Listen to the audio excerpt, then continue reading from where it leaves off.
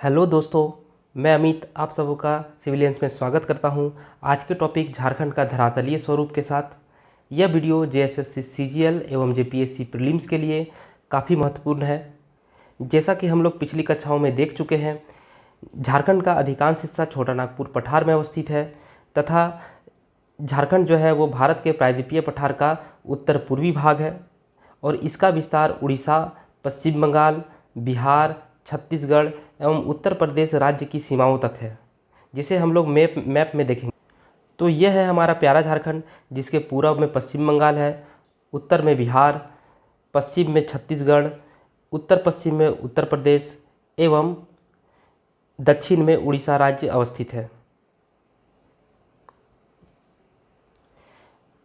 यह डायग्राम छोटा नागपुर का पठार और झारखंड का कंबाइंड मैप है, जिसमें हम लोग देख सकते हैं कि छोटा नागपुर का अधिकांश हिस्सा जो है वो झारखंड से कवर है, या फिर यूँ कह लें कि झारखंड का अधिकांश हिस्सा छोटा नागपुर में अवस्थित है और छोटा नागपुर का बाउंड्री भी छत्तीसगढ़, उड़ीसा, वेस्ट बंगाल और बिहार को टच करती है।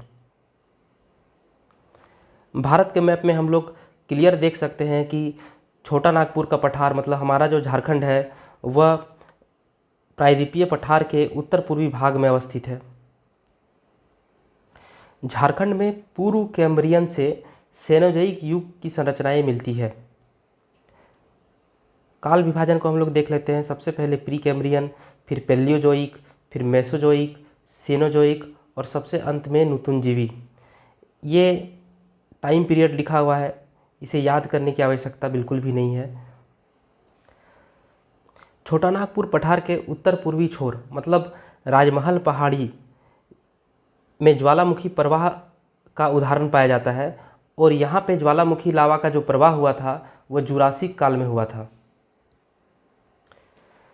झारखंड का गढ़वा जिला जो कि उत्तर प्रदेश से सीमा साझा करता है, वहाँ पर विंध्यन क्रम की चट्टानें पाई जाती है जो चूना पत्थर और बालू पत्थर के लिए या फिर बलुआ पत्थर के लिए बहुत ही महत्वपूर्ण है।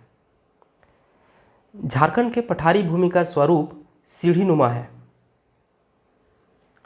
हमारा झारखंड छोटा नागपुर पठार एवं संथाल परगना से मिलकर के बना हुआ है और दोनों ही क्षेत्र लावा के जमाव से बना है। तो जैसा कि हम लोग देख चुके हैं कि झारखंड का अधिकांश हिस्सा छोटा नागपुर के पठार से निर्मित है एवं उसका जो बचा हुआ भाग है वह राजमहल क्षेत्र है और दोनों का दोनों क्षेत्र लावा के उद्गम से बना है। तो हम लोग समझ सकते हैं कि यहाँ पे आग्नेय चट्टान जो है वो बृहद पैमाने पर पाया जाता है, लेकिन इन आग्नेय चट्टानों का कालांतर में बृहद हद तक रूपांतरण हो चुका है। झारखंड में आर्कियन कालीन चट्टानों की अधिकता है। आर्कियन कालीन चट्टान मतलब आग्नेय चट्टान, और आग्नेय चट्टान जो होते हैं उसमें छिद्र न के बराबर होते हैं। साथ ही साथ यहाँ की जो मिट्टी है उसमें भी छिद्रता की कमी पाई जाती है तथा ये हमारा झारखंड जो है वो एक पठारी क्षेत्र है और पठारी क्षेत्र होने के साथ साथ यहाँ की ढाल जो है वो काफ़ी तेज़ है, जिसके कारण जल जो है वह सीधे बह करके निकल जाती है और जल का अंतः स्पंदन बहुत ही कम होता है। मतलब जल जो है वो बहुत कम भूमि में रिस पाता है, जिसके कारण झारखंड में भूमिगत जल की मात्रा अत्यंत कम होती है। झारखंड का अधिकांश भाग 300 मीटर की ऊंचाई पर अवस्थित है। झारखंड की जो सबसे ऊंची चोटी है वो है पारसनाथ पहाड़ मतलब संवेद शिखर, जिसकी ऊंचाई है 1365 मीटर। ये काफ़ी इम्पोर्टेंट है एग्ज़ाम के लिए और फीट में कह लें 4478 फीट। जब भी पारसनाथ पहाड़ का क्वेश्चन पूछा जाएगा तो ऑप्शन में 4 ऑप्शन में से सभी में 13 नज़र आएंगे आपको, और आप ऑप्शन में ये ढूंढिएगा कि 13 पचे 65 कहाँ होगा। मतलब बस इसका पहाड़ा पढ़ देना है, 13 पचे 65 जो होगा वही आंसर है। झारखंड के धरातलीय स्वरूप को मुख्यतः 5 भाग में विभाजित किया जा सकता है। पहला है पश्चिमी और पूर्वी उच्च भूमि। तो पश्चिमी में आ जाएगा पाट प्रदेश और पूर्वी उच्च भूमि में आ जाएगा राजमहल उच्च भूमि। दूसरा है छोटा नागपुर का पठार। छोटा नागपुर पठार को 2 भाग में डिवाइड किया गया है।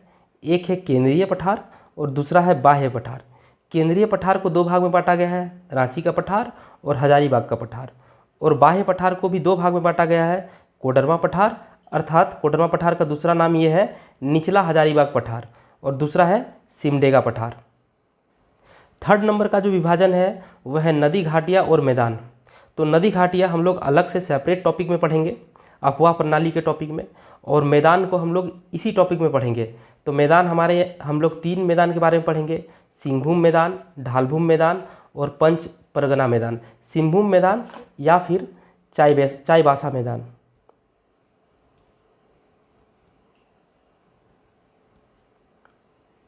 फोर्थ नंबर का विभाजन जो है वो है दक्षिणी उच्च भूमि। तो इसमें आ जाएगा पहला नंबर पे पोरहाट दालमा श्रेणी और सेकंड नंबर पे आएगा कोल्हान उच्च भूमि, और सबसे अंतिम मतलब 5वां नंबर का जो विभाजन है वह है सारंडा पहाड़ी क्षेत्र, जिनके बारे में एक एक करके हम लोग इस वीडियो में अध्ययन करेंगे। तो चलिए हम लोग शुरू करते हैं। सबसे पहला विभाजन पश्चिमी और पूर्वी उच्च भूमि से। पश्चिमी उच्च भूमि में हम लोग पाट प्रदेश को देखेंगे और पूर्वी उच्च भूमि में हम लोग राजमहल क्षेत्र को देखेंगे। तो पश्चिमी उच्च भूमि का जो पाट प्रदेश है वह रांची पठार के पश्चिम भाग में है, मैप में इसे भी देखेंगे। और यह जो है पाट प्रदेश झारखंड का सबसे ऊंचा भूभाग है, औसत रूप से सबसे ऊंचा भूभाग जो है वो पाट प्रदेश है। इसका शेप की बात करें तो पाट प्रदेश जो है वो ट्रायंगुलर शेप में है, जिसका बेस उत्तर की तरफ और जिसका शीर्ष दक्षिण की तरफ अवस्थित है। उत्तर दिशा में जहाँ इसका बेस है वो लातेहार जिला को टच करता है, और जहाँ इसका साउथ डायरेक्शन में संकीर्ण होता चला जाता है, मतलब सिमडेगा की तरफ बढ़ने से जो पाट प्रदेश है वो संकीर्ण होता चला जाता है। मतलब जो पाट प्रदेश का शीर्ष है वो सिमडेगा की तरफ है। 3 सबसे महत्वपूर्ण और सबसे ऊंचे पाट जो परीक्षा के दृष्टिकोण से काफ़ी महत्वपूर्ण है वह है नेतरहाट पाट, फिर गणेशपुर पाट और जमीरा पाट। ये सीक्वेंस में याद रखना है, नेतरहाट पाट, गणेशपुर पाट और जमीरा पाट। सब में याद रखिएगा 11 का है जो है ये सिमिलरिटी है, और जमीरा पाट में याद रखिएगा 42 है, तो आप लोग याद रख लीजिएगा कि 40 के आसपास का डिजिट। और जो सबसे ऊपर वाला है उसमें 80, 40 दूनी 80, मतलब 40, 70 और 80, ये डेटा याद रखिएगा। 11 तो सबके साथ ही रहेगा, 40, 70 और 80।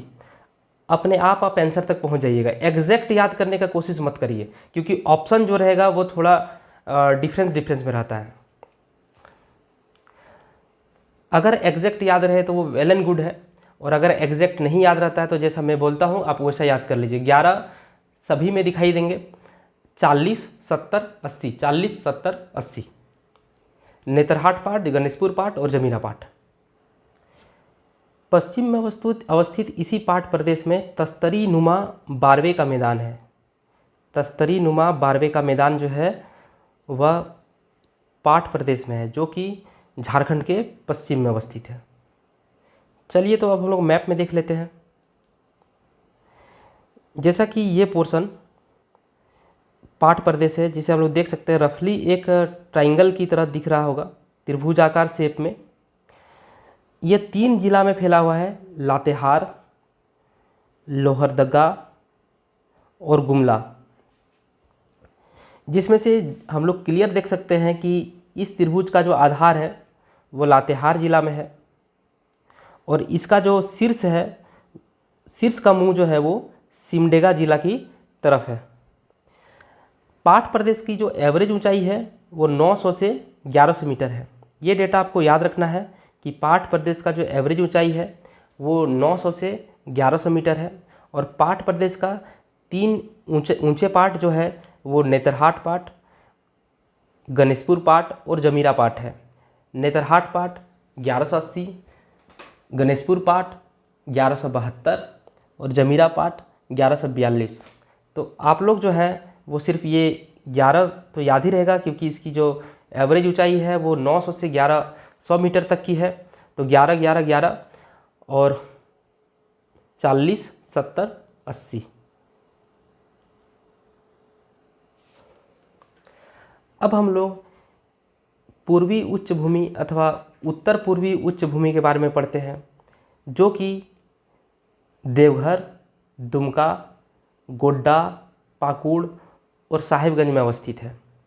मतलब यहाँ संथाल परगना में ये अवस्थित है, लेकिन संथाल परगना के जामताड़ा जिला को छोड़कर। पूर्वी उच्च भूमि अथवा उत्तर पूर्वी उच्च भूमि 6 जिला में संथाल परगना के 6 जिला में से 5 जिला में फैला हुआ है। मतलब जामताड़ा जिला को छोड़ देना है और बाकी जो 5 जिला बचा, देवघर, दुमका, गोड्डा, पाकुड़ और साहिबगंज में ये उच्च भूमि है। मतलब पूर्वी उच्च भूमि जो है वो इन 5 जिला में है। पूर्वी उच्च भूमि को डिटेल में पढ़ने से पहले हम लोग पाठ प्रदेश को ही थोड़ा और डिटेल में देख लेते हैं, उसके बाद हम लोग पूर्वी उच्च भूमि को ठीक से देखेंगे। तो पाठ प्रदेश की जो महत्वपूर्ण पहाड़ियाँ हैं 2 है, वो है सानू और सरयू। सानू और सरयू। और ये पाठ प्रदेश जो है यह लावा उद्गार से बना है। और लावा उद्गार से बना है तो आप समझ सकते हैं यहाँ पे आग्नेय चट्टानों की प्रचुरता रही होगी, लेकिन मौसमी प्रभाव से ये आग्नेय चट्टान जो है वो बॉक्साइट और लिग्नाइट में परिवर्तित हो गई।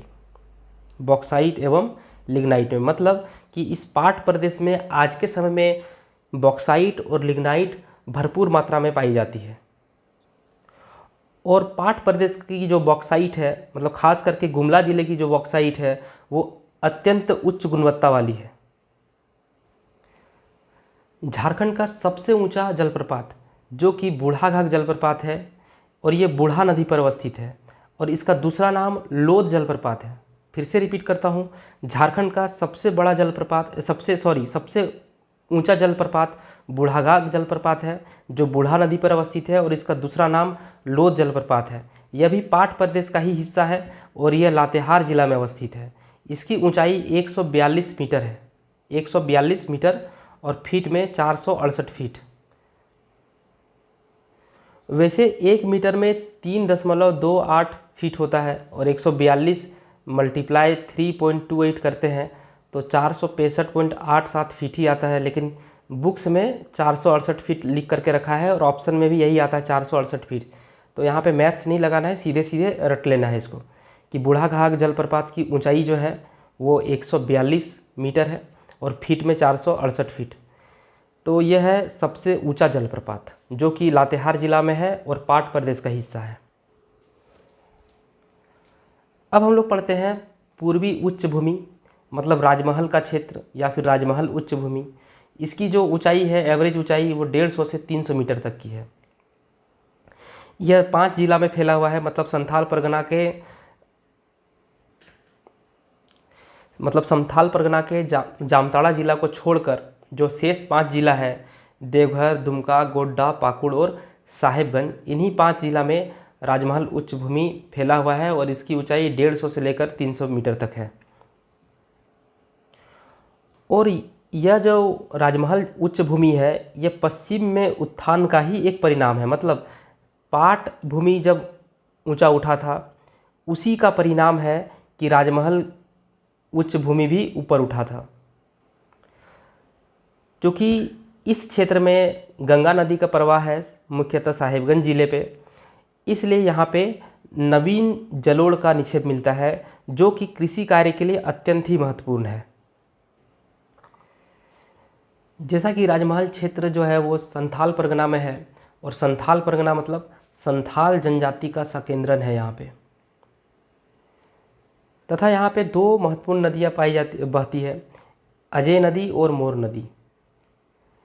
अजय नदी और मोर नदी जो है वो राजमहल क्षेत्र में प्रवाहित होती है। अजय नदी, मोर नदी और राजमहल क्षेत्र को कैसे कनेक्ट करेंगे? हो सकता है यहाँ से क्वेश्चन पूछ दे कि अजय नदी और मोर नदी कहाँ प्रवाहित होती है। ऑप्शन में या तो संथाल परगना हो सकता है या फिर राजमहल क्षेत्र हो सकता है। तो हम लोग इतना तो जानते ही है कि संथाल परगना और राजमहल क्षेत्र एक ही है। तो अजय शब्द को गौर से देखें तो अजय से आज, मोर से मोर, और राजमहल से राज। आज मोर राज, मतलब आज हमारा राज है। तो इसी तरह छोटा छोटा कनेक्शंस और छोटा छोटा ऑब्जर्वेशन से आप बहुत सारे चीज़ों को याद रख सकते हैं। अब हम लोग दूसरे नंबर के विभाजन को पढ़ते हैं जो कि है छोटा नागपुर का पठार। छोटा नागपुर का पठार को 2 भाग में बांटा गया है, एक केंद्रीय पठार और एक बाह्य पठार। तो हम लोग सबसे पहले केंद्रीय पठार को पढ़ते हैं। केंद्रीय पठार को भी 2 भाग में बांटा गया है, एक है रांची का पठार और दूसरा है हजारीबाग का पठार। तो हम लोग रांची का पठार को देखते हैं। तो रांची का पठार जो है वो छोटा नागपुर पठार का सबसे बड़ा हिस्सा है, जिसे हम लोग मैप में देखेंगे। और रांची पठार की जो औसत ऊंचाई है 600 मीटर है और हजारीबाग पठार की भी जो औसत ऊंचाई है वो भी 600 मीटर ही है, क्योंकि रांची पठार और हजारीबाग पठार किसी समय एक ही पठार का हिस्सा हुआ करती थी। चूँकि रांची का पठार जो है वो एक विस्तृत क्षेत्र में फैला हुआ है और इसकी ऊंचाई जो है वो भी ठीक ठाक है, मतलब औसत ऊंचाई 600 मीटर है। ऐसी स्थिति में अगर जब नदियाँ कगार से उतरती होगी तो बड़े बड़े जलप्रपात का निर्माण करेगी। कगार कुछ इस तरह का दिखता है। ये पठार जो है, ये देख लीजिए, ये पठार है ऊंचा भाग, और ये जो किनारा है इसी को हम लोग कगार बोलते हैं। तो जब नदी का पानी जब नीचे की ओर उतरेगा तो ये बिल्कुल एक वाटरफॉल बनाता हुआ गिरेगा। इसलिए रांची का पठार में बहुत सारे वाटरफॉल देखने को मिलते हैं, जैसे कि स्वर्णरेखा नदी पर हुंड्रू जलप्रपात, राढ़ू नदी पर जोन्हा जलप्रपात, कांची नदी पर दसम जलप्रपात, शंख नदी पर सदनी जलप्रपात। तो शंख नदी 100 और सदनी 100। तो अब हम लोग रांची के पठार को एक बार देखते हैं। ये है जो शेडेड एरिया है वो है रांची का पठार। रांची का पठार मुख्यतः 3 जिला में फैला हुआ है, रांची, खूंटी और गुमला। रांची का पठार जो है वह छोटा नागपुर पठार का सबसे बड़ा हिस्सा है और इसकी एवरेज ऊंचाई जो है वो 600 मीटर है। और चूँकि इसकी ऊंचाई अच्छी खासी है और ये विस्तृत क्षेत्र में फैला हुआ है, इसलिए रांची के पठार में अनेकों जलप्रपात देखने को मिलती है, जैसे कि स्वर्णरेखा नदी पर हुंड्रू जलप्रपात, राढ़ू नदी पर जोन्हा जलप्रपात और कांची नदी पर दसम जलप्रपात और शंख नदी पर सदनी जलप्रपात। इन सभी को अभी याद करने की ज़रूरत नहीं है, क्योंकि जब हम लोग जलप्रपात का टॉपिक करेंगे तो उस समय इसको कनेक्शंस के साथ और ऑब्जर्वेशंस के साथ मैं खुद याद करा दूंगा। बस अभी ये टॉपिक आप ये समझ लीजिए कि छोटा नागपुर के पठार में रांची का पठार है और रांची का पठार में बहुत सारे जलप्रपात हैं। तो छोटे छोटे चीज़ों को याद रखिए और बाकी जो ऐसे फैक्ट मिलेंगे इसके लिए सेपरेट टॉपिक आएंगे, वहाँ पे मैं याद करा दूंगा आप लोगों को। रांची के पठार में जो उच्च भूमि है उसको टांड बोलते हैं, जहाँ पे बहुत सारे अन्य क्रियाकलाप किए जाते हैं। और एक निम्न भूमि होती है जिसकी ऊंचाई कम होती है, जिसको हम लोग दोन कहते हैं, और इस दोन में खेती बहुत अच्छे तरह से की जाती है।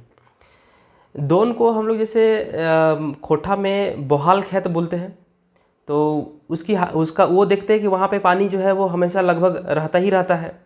तो कुल मिला के ये है कि रांची के पठार में 2 प्रकार की भूमि है, एक थोड़ा उच्च भूमि है जिसको टाड़ बोलते हैं और एक निम्न भूमि है जिसको हम लोग दोन कहते हैं। हम लोग अपने गांव घर में भी देखे हैं कि खेती के लिए जो खेत होते हैं उसकी जो ऊंचाई है वो काफ़ी कम होती है, और जबकि टाड़ जो है वो हमारे गांव में ऊंचाई में थोड़ा अवस्थित होती है।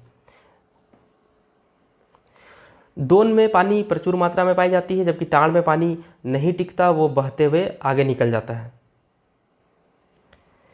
यहाँ पे अनेक छोटी छोटी पहाड़ियाँ भी देखने को मिलती है। तो जो पहाड़ी इस तरह नुकीली होती है उसको हम लोग टोंगरी बोलते हैं, और जो पहाड़ी इस तरह गुंबदनुमा होती है, छोटी पहाड़ियाँ जो गुंबदनुमा होती है उसको डोंगरी बोलते हैं, और छोटी पहाड़ियाँ जो नुकीली होती है उसको हम लोग टोंगरी बोलते हैं। किसी समय रांची पठार और हजारी पठार एक हुआ करता था, लेकिन दामोदर नदी के बीच से गुजरने के कारण, मतलब दामोदर नदी बेसिन जो है वो हजारीबाग पठार को रांची पठार से अलग करती है। चूँकि हजारीबाग पठार जो है वो रांची पठार का ही हिस्सा हुआ करता था, इसलिए दोनों की जो औसत ऊंचाई है वो 600 मीटर है। हजारीबाग की औसत ऊंचाई 600 मीटर, रांची पठार की औसत ऊंचाई 600 मीटर, पाट प्रदेश की औसत ऊंचाई 900 से 1100 मीटर।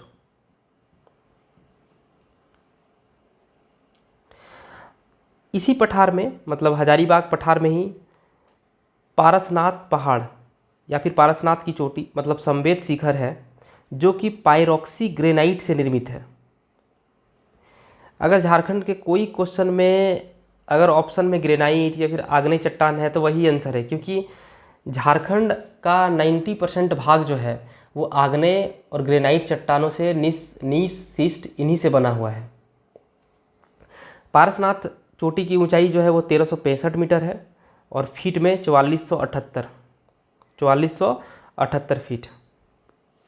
अगर हम लोग लोध जलप्रपात अभी पढ़े थे उसकी ऊंचाई 142 मीटर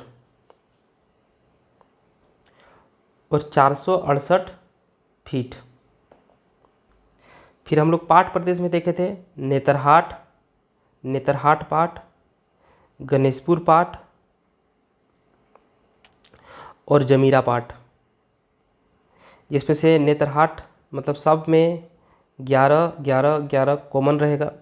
जमीरा में हम बोले थे 40, गणेशपुर में 70 और नेतरहाट में 80 और इसमें 2 ऐड कर दीजिए, हो गया। हजारीबाग पठार को हम लोग मैप में देख सकते हैं कि यह चतरा जिला, हजारीबाग जिला और गिरिडीह जिला में फैला हुआ है। और इसी गिरिडीह जिला में पारसनाथ की चोटी है जिसे संवेद शिखर के नाम से जाते हैं। और पारसनाथ चोटी की ऊंचाई जो है वो 1365 मीटर है, 1365 मीटर और फीट में 4478 फीट। आप लोग अभी सिर्फ मीटर वाला ऊंचाई याद रखिए, जैसे पारसनाथ की ऊंचाई जो है वो 1365 मीटर और लोध जलप्रपात की ऊंचाई 142 मीटर और 1 मीटर बराबर 3.28 फीट होता है। तो इसे मल्टीप्लाई कर दीजिएगा, आंसर के लगभग पास तक आप पहुंच जाइएगा।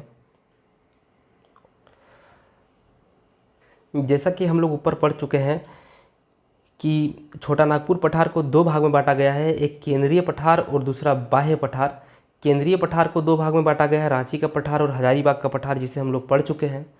अब हम लोग बाह्य पठार को देखते हैं। बाह्य पठार को 2 भाग में बांटा गया है, एक है कोडरमा पठार और एक है सिमडेगा पठार। कोडरमा पठार का दूसरा नाम है निचला हजारीबाग का पठार, क्योंकि हजारीबाग के बाहरी जो क्षेत्र है और वो थोड़ा सा हाइट में नीचा है, इसलिए उसको निचला हजारीबाग का पठार भी बोलते हैं। इसको भी मैप में देखेंगे। जैसे कि ये जो क्षेत्र था यहाँ पे हजारीबाग का पठार हुआ करता था और इसकी ऊंचाई जो थी वो 600 मीटर थी, जबकि ये कोडरमा पठार की ऊंचाई 450 मीटर है, मतलब कि 600 मीटर से कम, मतलब हजारीबाग पठार से कम।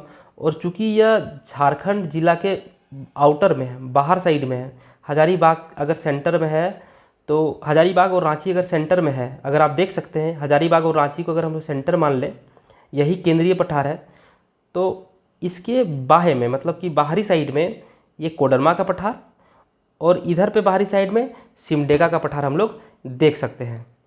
चूँकि इसकी हाइट कम है इसलिए इसको हम लोग निचला हजारीबाग का पठार भी कहते हैं। कोडरमा पठार को निचला हजारीबाग का पठार इसलिए कहते हैं क्योंकि हजारीबाग से इसकी ऊंचाई जो है वो कम है, इसलिए निचला हजारीबाग का पठार। और बाह्य पठार इसलिए कहते हैं क्योंकि जो केंद्रीय पठार है, मतलब रांची का पठार और हजारीबाग का पठार, उसके आउटर में कोडरमा का पठार और उसी का आउटर में सिमडेगा, मतलब उत्तर साइड में आउटर पे है कोडरमा का पठार और दक्षिण साइड में आउटर पे है सिमडेगा का पठार। इसलिए छोटा नागपुर के पठार को मेनली 2 भाग में बांटा गया, एक केंद्रीय पठार और दूसरा बाह्य पठार।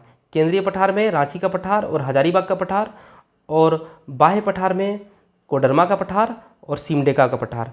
कोडरमा का पठार को निचला हजारीबाग का पठार इसलिए कहा गया क्योंकि यह हजारीबाग से सटा हुआ है और इसकी हाइट जो है वो हजारीबाग से कम है। तो अब हम लोग फोकस करते हैं कोडरमा के पठार पे। कोडरमा का पठार जो है वो पलामू जिला, चतरा जिला, हजारीबाग जिला, कोडरमा जिला और गिरिडीह जिला में फैला हुआ है। कोडरमा पठार की जो औसत ऊंचाई है वो 400 मीटर से 450 मीटर तक है। आप 400 मीटर भी याद रख सकते हैं। और कोडरमा जो है वो फेमस है किसके लिए, तो अबरख के लिए। मतलब कोडरमा का जो पठार है वो उच्च कोटि के अबरख के लिए जाना जाता है। और इसी के दक्षिण सीमा में, मतलब कोडरमा पठार के दक्षिण सीमा में क्या है, तो पारसनाथ की पहाड़ी, मतलब 1365 मीटर और 4478 फीट। लोध जलप्रपात 142 मीटर। 468 फीट। और 3 तरह के पाठ थे, नेतरहाट, गणेशपुर और जमीरा। सब में 11 होंगे। 40, 70, 80, दो दो ऐड कर दीजिएगा। और नहीं भी याद रहेगा तो कोई बात नहीं, 40, 70, 80 मतलब 1180 नेतरहाट पाठ, 1172 गणेशपुर पाठ और 1142 जमीरा पाठ। इसके सीक्वेंस में भी कन्फ्यूजन नहीं होगा, क्योंकि नेतरहाट, गणेशपुर और जमीरा। तो लातेहार में सबसे फेमस चीज़ क्या है? नेतरहाट। तो नेतरहाट सबसे ऊपर रहेगा। और कन्फ्यूजन जो हो सकता है वो गणेशपुर और जमीरा में होगा। तो याद रखिएगा, जमीरा में 3 लीटर है और गणेशपुर में 5 लीटर है, तो 5 लीटर वाला ऊपर रखेंगे और 3 लीटर वाला नीचे रखेंगे। तो बस इस सीक्वेंस में इसको याद रख लेना है और इस सीक्वेंस में इसको याद रख लेना है। तो अब हम लोग वापस लौटते हैं। तो दक्षिण सीमा में, मतलब कोडरमा पठार के दक्षिण सीमा में जो है वो पारसनाथ की पहाड़ियाँ हैं। देख लेते हैं मैप में। तो ये है कोडरमा का पठार, जिसके दक्षिण सीमा में क्या है? तो दक्षिण सीमा में ये गिरिडीह है। और इसी पोर्शन में क्या है? ये जो हजारीबाग पठार का हिस्सा है। और हजारीबाग पठार का हिस्सा में इस जगह पे, मतलब कोडरमा पठार के दक्षिण भाग में हम लोग का पारसनाथ पहाड़ी है, जिसे संवेद शिखर के नाम से भी जानते हैं। और ये पहाड़ी जैन श्रद्धालुओं के लिए बहुत महत्वपूर्ण है। अब हम लोग बाह्य पठार का दूसरा हिस्सा देखते हैं, सिमडेगा का पठार, जो कि दक्षिण भाग में है, झारखंड के दक्षिण भाग में है सिमडेगा का पठार। दक्षिण में कह ले या फिर दक्षिण पश्चिम में, इस साइड ये दक्षिण पश्चिम। यह अपेक्षाकृत जो है यहाँ पे छितरी हुई बस्तियाँ पाई जाती है, मतलब दूर दूर में बस्तियाँ पाई जाती है। और बहुत छोटे छोटे उपजाऊ घाटियाँ हैं यहाँ पे, जहाँ पे कृषि कार्य किए जाते हैं। तो अब देख लेते हैं फोटो में, ये है घाटी और ये है दर्रा। घाटी और दर्रा, घाटी भी 2 पहाड़ों के बीच में होती है और दर्रा भी 2 पहाड़ों के बीच में होता है। दोनों में डिफरेंस यही है कि घाटी में जैसे 2 पहाड़ है, ये पहाड़ और ये पहाड़, इसके बीच का जो जगह है ये घाटी कहलाता है। लेकिन यहाँ पे बस्तियाँ निवास करती है, मतलब यहाँ पे लोग रहते हैं। और दर्रा में क्या डिफरेंस है कि यहाँ पे लोग नहीं रहते, ये बस एक साइड से दूसरे साइड जाने के लिए यहाँ पे रास्ता होता है, लोग निवास नहीं करते। लेकिन अगर आसपास में लोग निवास करने लगे तो उसे हम लोग घाटी कहेंगे। झारखंड के धरातलीय स्वरूप का तीसरा विभाजन जो कि है नदी घाटियाँ और मैदान। तो नदी घाटियाँ हम लोग सेपरेट वीडियो में देखेंगे। यहाँ पे सिर्फ मानचित्र में देख लेंगे कि कौन कौन सी नदी घाटियाँ इंपॉर्टेंट है हमारे लिए, लेकिन इसका विस्तार से पढ़ाई हम लोग इसके सेपरेट वीडियो में देखेंगे। और इस वीडियो में हम लोग झारखंड के मैदान के बारे में पढ़ेंगे, जिसमें से 3 इम्पॉर्टेंट मैदान, चाईबासा का मैदान या फिर कह लें सिंहभूम का मैदान, दूसरा नंबर है ढालभूम का मैदान और तीसरा है पंच परगना का मैदान। तो सिर्फ यहाँ पे लोकेशन से क्वेश्चन आता है। मैदान है तो ये उपजाऊ भूमि होती है, जहाँ पे खेती आराम से हो सकती है या फिर खेतीबाड़ी की जाती है। तो मैप में देखिए, ये उत्तर कोयल बेसिन है, मतलब उत्तरी कोयल बेसिन। उत्तरी कोयल नदी इसी जगह पे प्रवाहित होती है, तो यही जगह है उत्तरी कोयल बेसिन। गंगा नदी साहिबगंज में प्रवाहित होती है, तो ये है गंगा का मैदान या फिर गंगा बेसिन। और लातेहार के टोरी से निकलता है दामोदर नदी। तो ये जो है, ये पोर्शन, ये भाग जो देख रहे हैं शेडेड एरिया, ये पूरा का पूरा है दामोदर बेसिन। तो दामोदर बेसिन मुख्यतः लातेहार, हजारीबाग, रामगढ़, बोकारो और धनबाद में फैला हुआ है। और इसी दामोदर बेसिन में गोंडवाना क्रम की चट्टान, मतलब कह लें कि ये जो क्षेत्र है दामोदर बेसिन, यहाँ पे कोयला की प्रचुरता है, काफ़ी मात्रा में इस क्षेत्र में कोयला पाई जाती है। 3 तरह के मैदान पढ़ना है, जिसमें से पहला है चाईबासा का मैदान। और ये चाईबासा का मैदान जो है वो दक्षिण पूर्वी भाग में है, मतलब कि वेस्ट सिंहभूम मतलब पश्चिम सिंहभूम, सरायकेला खरसावा और ईस्ट सिंहभूम मतलब पूर्वी सिंहभूम में फैला हुआ है। तो चाईबासा का मैदान कोल्हान प्रदेश में फैला हुआ है, कोल्हान परगना में फैला हुआ है, जिसे हम लोग मैप में देखेंगे। यह कम ढाल वाला क्षेत्र है और खेती के लिए काफ़ी उपयुक्त है। अगर कम ढाल होगी तो पानी जो है वो ठहरेगा थोड़ा बहुत, जो कि खेती के लिए ज़रूरी होता है। और यह जो क्षेत्र है वो लो एस्क के लिए फेमस है, जिसमें से चक्रधरपुर और सरायकेला क्षेत्र में उच्च जनसंख्या का संकेंद्रण है। तो ये है चाईबासा का मैदान, जो कि ईस्ट सिंहभूम, पूर्वी सिंहभूम, सरायकेला खरसावां और वेस्ट सिंहभूम में फैला हुआ है। क्योंकि चाईबासा का जो मैदान है उसका ज़्यादातर भाग वेस्ट सिंहभूम में है, और वेस्ट सिंहभूम जो है वह लो एस्क के लिए सबसे फेमस है। झारखंड में लो एस्क के लिए सबसे महत्वपूर्ण जगह जो है वह है पश्चिमी सिंहभूम। क्योंकि चाईबासा का मैदान जो है वो पश्चिमी सिंहभूम में ज़्यादा है, इसलिए चाईबासा का मैदान जो है वह लो एस्क के लिए काफ़ी महत्वपूर्ण है। ढालभूम का मैदान, तो हम लोग जानते हैं कि पूर्वी सिंहभूम का एक ब्लॉक है ढालभूम। तो ये ढालभूम शब्द जो है वो पूर्वी सिंहभूम से ही रिलेटेड हो सकता है। तो ढालभूम का मैदान जो है वो पूर्वी सिंहभूम से रिलेटेड है, और ढालभूम का मैदान पूर्वी सिंहभूम में पाया जाता है। और तीसरा मैदान जो है वो पंच परगना का मैदान, जो कि रांची, थोड़ा सा हिस्सा सरायकेला खरसावां और थोड़ा सा हिस्सा जो है पंच परगना का वो है पूर्वी सिंहभूम में। तो ये है पंच परगना का मैदान, ये है ढालभूम मैदान, और ये है चाईबासा का मैदान। अगर झारखंड में लो एस्क की बात होती है तो वहाँ पे आंसर होगा पश्चिम सिंहभूम, लेकिन अगर तांबा की बात होती है तो वहाँ पे आंसर होगा पूर्वी सिंहभूम। पूर्वी सिंहभूम का खास करके घाटशिला का क्षेत्र। ढालभूम का मैदान, जो कि दक्षिण पूर्वी हिस्से में है, जैसा कि हम लोग देख सकते हैं मैप में। ये हिस्सा जो है ये ढालभूम का मैदान है, और यह दक्षिण पूर्व हिस्सा में है। ये भाग जो है ये दक्षिण पूर्व है, और यहीं पे ढालभूम का मैदान अवस्थित है, जो कि पूर्वी सिंहभूम में है। पूर्वी सिंहभूम में है तो ये तांबा एस्क के लिए प्रचुर है, तांबा एस्क के लिए फेमस है। अब चूँकि ये मैदान है तो यहाँ पे कृषि कार्य होगा ही होगा। और हम लोग अपने पहले वीडियो में, मतलब हिस्ट्री के पहले वीडियो में ये देख चुके हैं कि स्वर्णरेखा नदी जो है वो पूर्वी सिंहभूम में प्रवाहित होती है। तो ये जो ढालभूम का मैदान है वह स्वर्णरेखा नदी और स्वर्णरेखा की सहायक नदियों द्वारा निर्मित की गई है।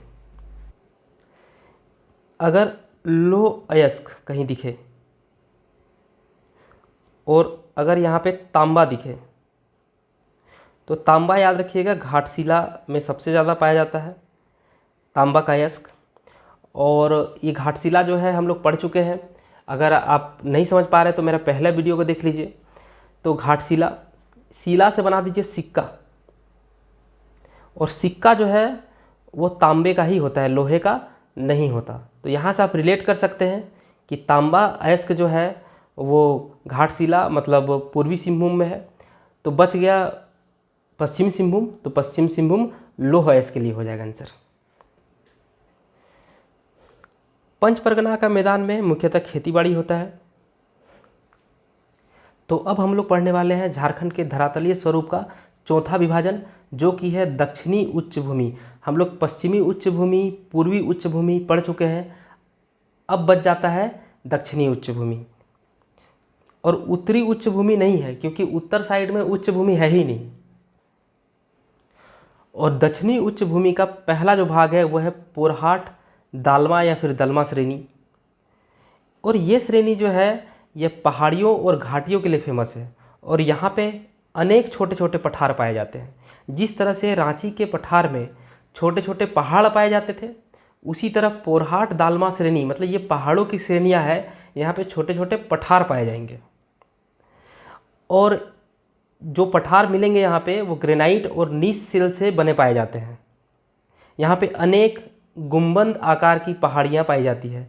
तो छोटा नागपुर के पठार में जो गुंबद नुमा छोटे पहाड़ियाँ होती थी उसे हम लोग क्या कहते थे? गुंबद नुमा को डोंगरी, और नुकीला जो होता था उसको टोंगरी। और ये जो पोरहाट दालमा श्रेणी है, यहाँ का जो अर्थव्यवस्था का मेन संसाधन है वो है वन और कृषि संसाधन। तो पोरहाट दालमा श्रेणी में अर्थव्यवस्था जो है वो वन और कृषि संसाधन पे टिका हुआ है। और स्वर्णरेखा नदी जो है वो दलमा श्रेणी को चाकुलिया के निकट काटती है। चाकुलिया, ये भी हम लोग पढ़े थे। अंग्रेज जो है इसी जगह से भारत में प्रवेश किए थे, अंग्रेज जो है इसी जगह में ईस्ट सिंहभूम में प्रवेश किए थे, मतलब झारखंड में प्रवेश किए थे 1767 में। तो अब मैप में देखते हैं कि कहाँ पे है पोरहाट दालमा श्रेणी। तो ये जो पोर्शन दिख रहा है ये है पोरहाट दालमा श्रेणी। ये मुख्यतः पश्चिम सिंहभूम, सरायकेला खरसावा और पूर्वी सिंहभूम में है, मतलब कोल्हार प्रमंडल में। कोल्हार प्रमंडल में 3 जिले हैं, पश्चिमी सिंहभूम, सरायकेला खरसावा और पूर्वी सिंहभूम। मैं अपने वीडियोज़ में इतने मैप्स का यूज करूँगा कि आप लोगों को जिला को अलग से पढ़ने की ज़रूरत नहीं पड़ेगी। सभी जिला अपने आप धीरे धीरे माइंड में सेट हो जाएंगे। तो बस आप जुड़े रहिए। तो हम लोग देख लिए पोरहाट दालमा श्रेणी जो है वो पश्चिम सिंहभूम, सरायकेला खरसावा और पूर्वी सिंहभूम में है।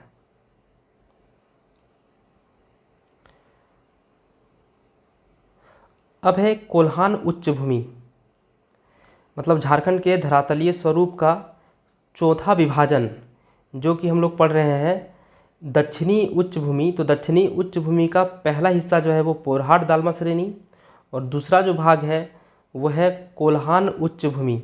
तो हम लोग जैसे कि हिस्ट्री के पहले वीडियो में पढ़े थे कि कोल्हान जो है एक परगना हुआ करता था वेस्ट सिंहभूम का, तो यही जगह था कोल्हान। और यहाँ पे जो उच्च भूमि है उसी का नाम है कोल्हान उच्च भूमि, जिसकी औसत ऊंचाई 660 मीटर है। अब देख सकते हैं कि रांची का पठार जो है उसकी ऊंचाई 600 मीटर, और रांची से देखिए ये सटा हुआ है वेस्ट सिंहभूम, और वेस्ट सिंहभूम का ही एक पार्ट है कोल्हान उच्च भूमि, और इसकी ऊंचाई 660 मीटर, मतलब लगभग वही है। तो इसलिए कोल्हान उच्च भूमि को रांची पठार का दक्षिणी विस्तार माना जाता है। अगर ये क्वेश्चन आ जाए कि रांची पठार का दक्षिणी विस्तार किसको माना जाता है, तो आंसर होगा कोल्हान उच्च भूमि। क्यों? क्योंकि कोल्हान उच्च भूमि की ऊंचाई जो है वो रांची पठार से के लगभग बराबर है। और यहाँ पे पहाड़ियों पर घने जंगल है, और इन्हीं घने जंगल के कारण यहाँ पे बस्तियों का अभाव मिलता है, मतलब बस्तियाँ बहुत कम देखने को मिलती है। अब हम लोग पढ़ेंगे झारखंड के धरातलीय स्वरूप का 5वां और आखिरी विभाजन, जो कि है सारंडा पहाड़ी क्षेत्र। ये काफ़ी फेमस है। ये 700 पहाड़ियों से घिरा हुआ क्षेत्र है। तो ये पूछता है परीक्षा में कि 700 पहाड़ियों से घिरा हुआ क्षेत्र कौन सा है, तो ये है सारंडा पहाड़ी क्षेत्र, जो कि वेस्ट सिंहभूम में है, और ये 820 वर्ग किलोमीटर में फैला हुआ है। और चूँकि ये कोल्हान क्षेत्र का हिस्सा है तो यहाँ पे हो जनजाति की प्रचुरता है। और सारंडा पहाड़ी क्षेत्र जो है वो वेस्ट सिंहभूम में है, मतलब पश्चिम सिंहभूम में है। तो पश्चिम सिंहभूम मतलब लो एस्क की खाने, मतलब लो एस्क जो है वो प्रचुरता के साथ कहाँ मिलती है, तो हम लोग पहले ही बता चुके हैं कि यह पश्चिमी सिंहभूम में होगा। अगर लो एस्क आए तो पश्चिमी सिंहभूम, और तांबा आए तो घाटशिला मतलब पूर्वी सिंहभूम।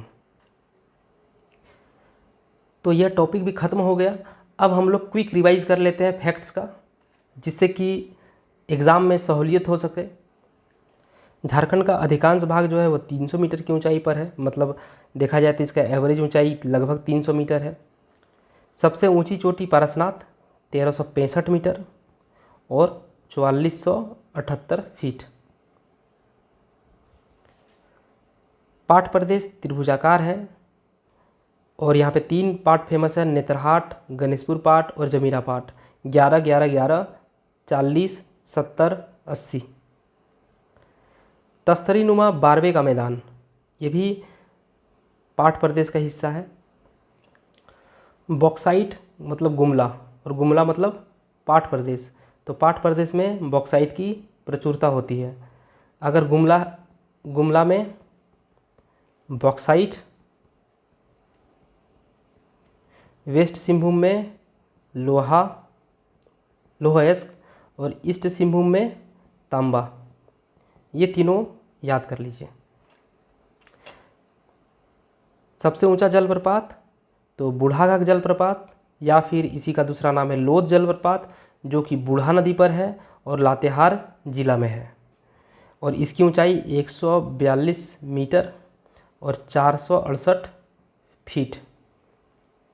अगर कन्फ्यूजन हो कभी तो ये ध्यान रखिए, थोड़ा ऑब्जर्व करके, 142 और 468, तो 4 इधर है और 4 दूनी 8 इधर है, मतलब 142 शुरू में इधर 4 होगा और इधर पे 8 होगा। राजमहल क्षेत्र में गंगा नदी प्रवाहित होती है, इसका मतलब यहाँ पे नवीन उपजाऊ जलोढ़ मिट्टी मिलेगी। यहाँ पे अजय नदी, मोर नदी है जो कि राजमहल का हिस्सा है। तो अजय से आज, मोर से मोर और राजमहल से राज, तो आज मोर राज। फिर है छोटा नागपुर का पठार, जिसमें कि रांची का पठार की ऊंचाई जो है 600 मीटर, तो रांची 600 मीटर। हजारीबाग का पठार, ये भी 600 मीटर। सिमडेगा का पठार, चूँकि रांची पठार का ही दक्षिणी विस्तार है तो इसी के आसपास 660 मीटर। और हजारीबाग पठार के बाहरी भाग में क्या है, तो कोडरमा का पठार, और कोडरमा का पठार निचला हजारीबाग कहलाता है, इसलिए इसकी ऊंचाई 400 मीटर। और राजमहल क्षेत्र जो है वो 150 मीटर, 150 से 300 मीटर राजमहल क्षेत्र जो है वो 150 से 300 मीटर। शंख नदी पर है सदनी जलप्रपात, शंख सदनी। अब देखिए ये कांची नदी पर दसम कैसे रिलेट करिएगा। एक है ना कांचीपुरम, तो कांची और पूरम का म, कांचीपुरम। ऑप्शन में जब देखिएगा तो ये शब्द याद रखिएगा, कांचीपुरम, तो बस यही आंसर है। स्वर्ण रेखा हुंडरू और राढ़ू जोन्हा। उच्च भूमि को टांड बोलते हैं, ये खेती के लिए उपयोग नहीं किया जाता। और निम्न भूमि को दोन कहते हैं, इसमें खेतीबाड़ी किया जाता है। जो नुकीला शेप का है उसको टोंगरी, और जो गुंबद आकार है उसको डोंगरी। कोडरमा पठार, मतलब कोडरमा जिला जो है वो अबरख के लिए फेमस है। तो अगर हम लोग बात करें अबरख तो कोडरमा, अगर बात करें बॉक्साइट तो गुमला, अगर बात करें लौह अयस्क तो वेस्ट सिंहभूम मतलब पश्चिमी सिंहभूम, और अगर तांबा तो वो हो जाएगा ईस्ट सिंहभूम। सारंडा क्षेत्र 700 पहाड़ियों से घिरा हुआ है, वेस्ट सिंहभूम में है, मतलब लौह अयस्क पाया जाएगा। 820 किलोमीटर स्क्वायर, जरूरी नहीं है याद रखना। और चूँकि ये कोल्हान क्षेत्र में है इसलिए हो जनजाति की बहुलता है। आज का टॉपिक समाप्त होता है। Thank you. JSSC CGL exam से पहले झारखंड जीके का कंप्लीट कोर्स इस चैनल पे आपको अपलोड मिलेगा। तो मिलते हैं नए वीडियो के साथ।